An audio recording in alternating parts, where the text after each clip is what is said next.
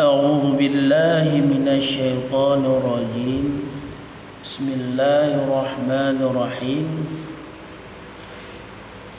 Pembahasan kali ini akan membicarakan tentang najis. Arti najis ialah tiap-tiap yang kotor yang tak boleh dibawa bersembahyang.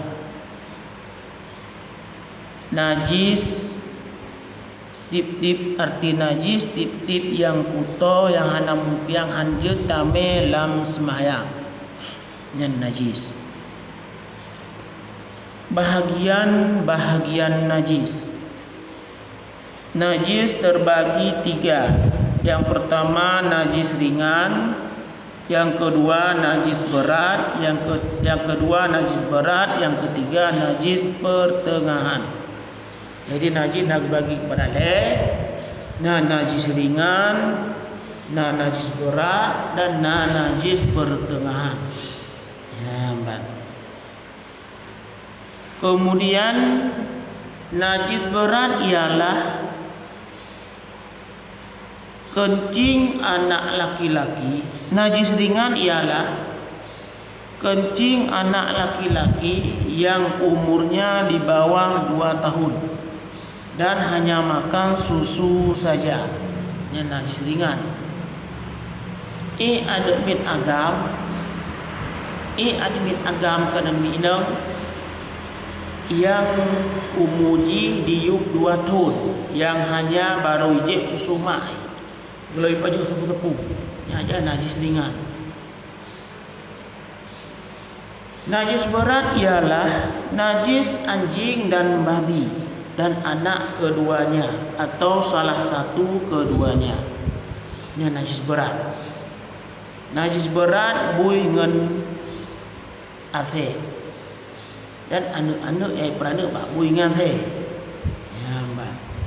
Demikian pula air liur, tainya, kencingnya dan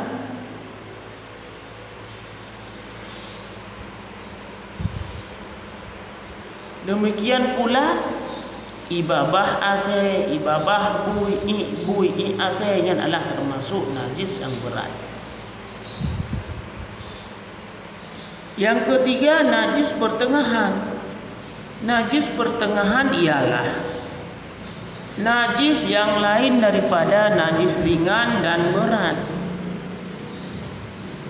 Maka termasuklah padanya darah, nanah, tahi manusia, kencing, minuman yang memabukkan, dan tahi binatang dan bangkai dan susu binatang yang tidak boleh dimakan, seperti susu harimau dan kucing.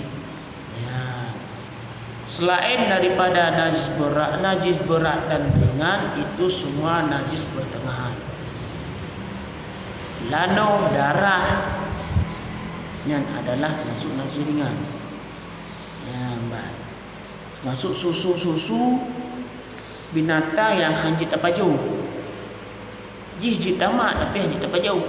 Susu jihnya adalah najis ringan. Najis pertengahan. Ya, Mbak. Wallahu a'lam.